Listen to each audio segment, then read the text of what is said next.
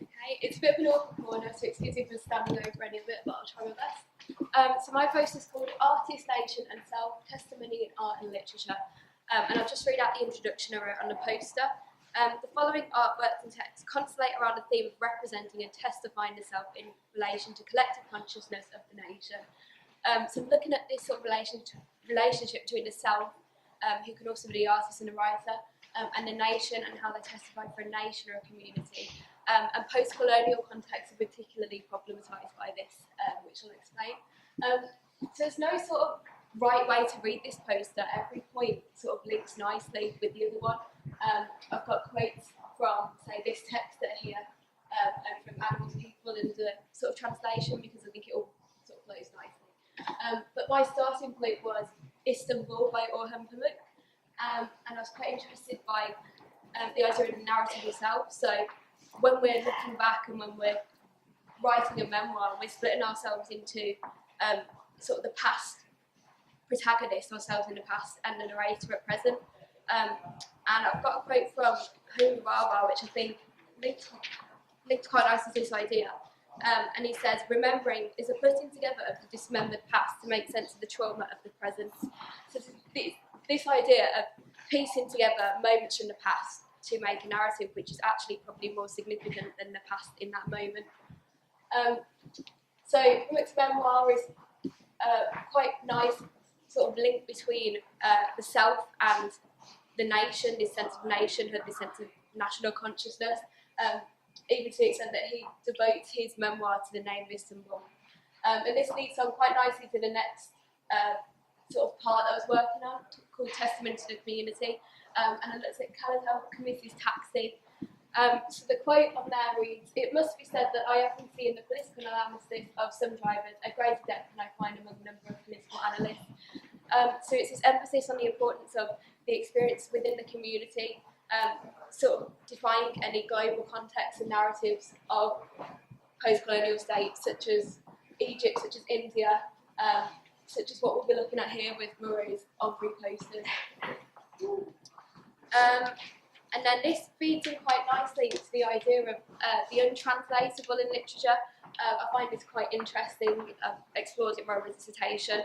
So it's this idea that when we read a translated text, we don't get a complete understanding of it. We get what is called sort of bent to a foreign likeness, which is from Lawrence Venuti's book, The Translator's Invisibility. And under a chapter he actually names nation.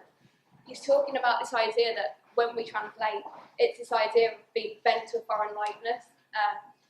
When we read translated text, we're sort of making an understanding of that from our own experience and from the language we use to describe experiences and past in the world. And then going back to Istanbul, Pamuk writes a chapter called, sort of devoted to the idea of huzn and the translation of the word huzn in Istanbul. And his idea is that it can't be fully translated to the world beyond Istanbul, and it kind of forms this sort of barrier around Istanbul. It forms an experience, a consciousness, a past, a history, exclusively to the people of Istanbul, and we'll never fully understand what it means, but he does attempt to tell us. So it's this idea that he's also aware that he's writing to an international audience, and in the chapter it writes, "But what am I trying to describe now is not the melancholy of Istanbul, but the huzn in which we see ourselves reflected, the huzn we absorb with pride and share as a community." So then I was looking at Rabia Maru's on-free posters, which is on a video in the gallery. It's really interesting if anyone gets a chance to look at it. No one's actually spoken about it so far, so I'll just give you a rough idea. So during the Civil War, it was not uncommon to see martyr videos on the news before they went off and did what they did. And the artist here, who's an actor in Beirut, was inspired by when he came across the uncut brushes of this particular martyr. So this martyr had made this video for the news, but there are actually 3 versions of it, which weren't very different to each other, but it's about this idea that when we are creating a memoir or a testimony or sort of narrative of our own past, we always present our perfect versions of ourselves, and this is kind of the idea he's trying to get across. In the video itself, he actually sort of devotes a section, I can't remember the exact wording, but it's something like translating to the international community. So he uses this word translating, not in a sort of linguistic sense, but in a sense that how is an international community going to understand this video?